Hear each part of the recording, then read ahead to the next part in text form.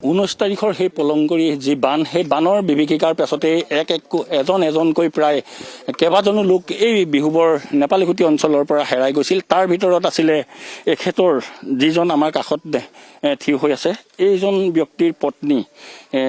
আমি তেখেতৰ পৰা পোনে পোনে জানিবলৈ চেষ্টা কৰিম যে তেখেতৰ পত্নীৰ নাম কি আছিল বা কেনেধৰণে তেওঁৰ লগৰ পৰা তেওঁ কাষৰ পৰা আঁতৰি গৈছিল। আপোনাৰ কি নাম? মোৰ নাম ৰাজেন পানিকা, মই বিহুবৰ হিলনিৰ হয়। আপোনাৰ পত্নী যে হেৰাই গৈছিল কি নাম তেখেতৰ? তেওঁৰ নাম স্মৃতি পানিকা আছিলে, বয়স 30 বছৰ হৈছিলে আৰু ল'ৰা এটা আছে আমাৰ। ল'ৰাটোক বচালোঁ যেনে তেনে। তেখেতৰ লগত আৰু কোন কোন এনেধৰণে উঠি আহিছিলে? তেখেতৰ লগত আৰু আমাৰ বোৱাৰীগৰাকী দীপালী পানিকা, তেওঁৰ পুত্ৰী সৰু পুত্ৰী 4 বছৰ ৰাধিকা পানিকা, তেওঁ উঠি আহিছিলে আৰু ওচৰৰ বৰ এগৰাকী কৰ্মকাৰ জাতি, তেওঁ তিলেশ্বৰী কৰ্মকাৰ। বড়ো কৰ্মকাৰ।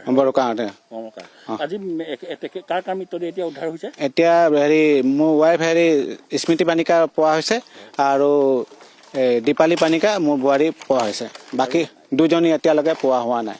কি নাম আছিলে তেখেতৰ লগত তিলেশ্বৰী বড়ো কৰ্মকাৰ আৰু ৰাধিকা পানিকা। হয়, দেখিবলৈ পাইছে এনেধৰণে তেখেতৰ নিজৰ পত্নী আৰু বোৱাৰীয়েক। ইয়াৰ পৰা আৰু এটা কথা আমি জানিব পাৰিছোঁ যে সেই দিনাখন কি হৈছিলে প্ৰকৃততে? এদিনাখন আপোনাৰ ৰাতিপুৱাৰ পৰা যিটো মানে আমাৰ নৰ্মেলি বাঢ়ে পানী, প্ৰত্যেক বছৰে বাঢ়ে আমাৰ এইটো সময়ত, কিন্তু এনেকুৱা বান হোৱাটো আমি কেতিয়াও দেখা নাই আৰু ইয়াৰ আগত কেতিয়াও শুনাও নাই, দেখাও নাই। মানে আমি হঠাৎ আহি পালে 1টা বজালৈকে, 1:30 বজাৰ পৰা 3টা বজালৈকে যিটো কোবত পানী আহিলে, মানুহ মানে নিজৰ কাপোৰ কানি গৰু ছাগলী একো সামগ্ৰী বচাব নোৱাৰিলে। তাৰপিছত মানে নিজৰ যান বচাবৰ কাৰণে আমি যোনটো ওচৰৰ মানুহখিনি আহি, আমাৰ ঘৰটো ওখ থকাৰ কাৰণে মানে মানুহখিনি আমাৰ ঘৰত আহিলে। অহাৰ পিছত সিহঁতিও বাহিৰলৈ ওলাই যাব নোৱাৰিলে।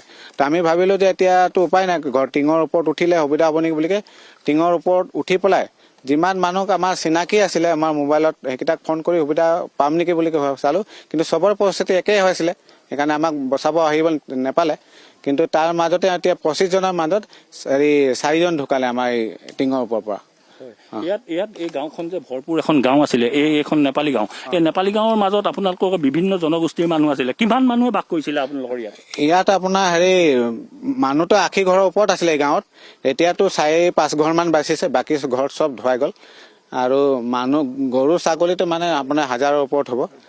কিন্তু এইটো আমাৰ এইখিনিত মানে চব এইটো গৰু গাইৰ পৰা ওপৰতে নিৰ্ভৰ আছিলে, গাখীৰৰ বেপাৰ। কিন্তু এতিয়া একোৱেই নাই। মানে কি ব্যৱসায় কৰিছিলে? মই গাখীৰৰ ব্যৱসায় কৰিছিলোঁ। এতিয়া ইয়াতে আৰু কিমান মানুহ আপোনালোকৰ নিৰুদ্দেশ হৈ আছে বুলি আপুনি জানে?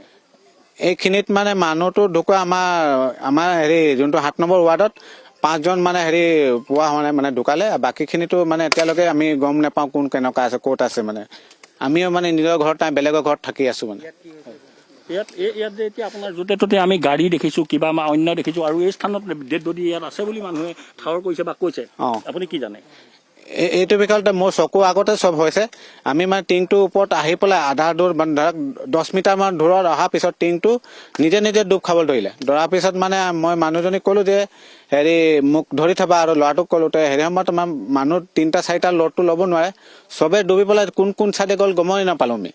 তাৰপিছত আমি যোনটো পানী লিক আছিলে, পানী লিকত আহিলোঁ। তো আমি বাঁহ চাহ ধৰি থাকিলোঁ, কিন্তু তাৰ ভিতৰত মানে মানুহজনী আৰু এইটো লিকত একেবাৰে ওলাই গুচি গ'ল। গুচি যোৱাৰ পিছত আমি সন্ধিয়া হৈ যোৱাৰ পিছত মানুহখিনি টিঙৰ ওপৰত মানুহখিনি য'তে ত'তে থাকিলে। তো কোনো নাজানে যে আমি ভাবিছোঁ সেইটো পাৰত আছে নেকি, সিহঁতি ভাবিছোঁ আমাৰ পাৰত আছে নেকি। ৰাতিপুৱাই গম পাইছোঁ যে মানুহ আমাৰ মাজৰ পৰা এইকেইটা মানুহ নাই বুলিকে। ঠিক সেই দিনটোত, যি অভিশপ্ত দিনটোত তেখেতে বৰ্ণনা কৰিছে এই নেপালীকুটিৰ কথা। কিন্তু এতিয়া দেখিবলৈ পাইছে নেপালীকুটিৰ পৰিৱেশ চাওক। এয়া মোৰ সহযোগী হেমন্তই দেখুৱাইছে ইয়াৰ পৰিৱেশ। যিখন নদী আছিলে দিখৌ নদী, তেখেতৰ যদি কেমেৰাত ঢুকি পায় তেতিয়া তেখেতে দেখুৱাবলৈ সক্ষম হ'ব। 2টা পাৰ, নদীখনৰ মাজতে নদী, আৰু 2টা পাৰে এতিয়া দেখিছে মৰিশালীৰ সদৃশ পৰিৱেশ আৰু মৰুভূমি সদৃশ পৰিৱেশ। যিহেতু ইয়াত মৰিশালী নিস্তব্ধতাই দেখা দিয়া পৰিলক্ষিত হৈছে। এয়া দেখিছে কেমেৰাৰ সন্মুখত এনেধৰণে মানুহ ইয়াত এতিয়া বহি আছে বা তেওঁলোক বহি পৰিছে। যিহেতু এই স্থানত মৃতদেহ ওলোৱা খবৰ পাই তেওঁলোকে সকলো ঢাপলি মেলি আহিছে ইয়ালৈ, আৰু নিজৰ আপোনজনক বিচাৰি সকলোৱে এতিয়া হাবাথুৰি খোৱা পৰিলক্ষিত হৈছে। আৰু দেখিছে নেপালী গাঁৱৰ এনেধৰণে পৰিৱেশ।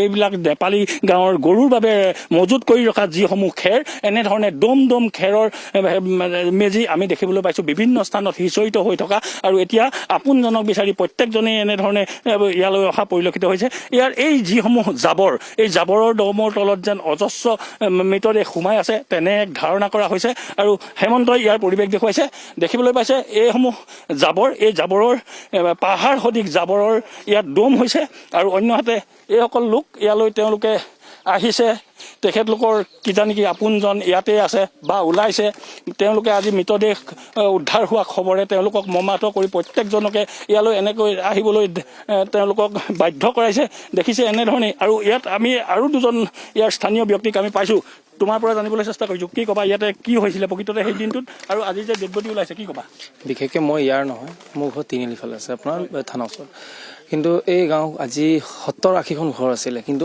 বৰ্তমান এতিয়া 4-5খন ঘৰ আছে চাই বহুত বেয়া লাগিছে চৰকাৰক ইমানে অনুৰোধ কৰিম যিখিনি মানুহ ইয়াত এনেকৈ মানে প্ৰাণ লছ হ'ল এওঁলোকক চৰকাৰে সহায় কৰক হয় প্ৰত্যেকজনৰে এটা কথা যে চৰকাৰে সহায় কৰক কিন্তু চৰকাৰলৈ বাট নেচাই সকলোৱে এতিয়া ৰাইজে উঠি পৰি লাগিছে আৰু এনেধৰণে এতিয়া যিসমূহ লোক ইয়ালৈ আহিছে তেওঁলোকৰো মনত আশা কিজানি কি তেওঁলোকৰ আপোন নিশ্চিতভাৱে 12টা দিন উকলি গ'ল কিন্তু আজিও নাজিৰাৰ বিহুবোৰৰ এইসকল লোকৰ এইসকল বানাক্ৰান্তৰ দুখ দুৰ্দশা আঁতৰা নাই সকলো শেষ হৈ গ'ল এই বিভীষিকাই সকলো শেষ কৰি নিলে সকলো নিঃশেষ কৰি নিলে নিজৰ সকলো সম্বল হেৰুৱাই এতিয়া দিশহাৰা এক যন্ত্ৰণাকাতৰ জীৱন কটাব লগা হৈছে নাজিৰাৰ এইসকল বাসিন্দাই